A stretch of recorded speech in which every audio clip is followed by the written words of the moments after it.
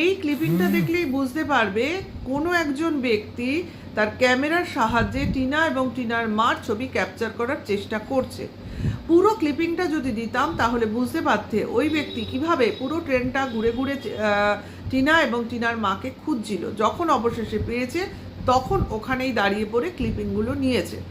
কিন্তু এটা করছে কারা, কিসের জন্য?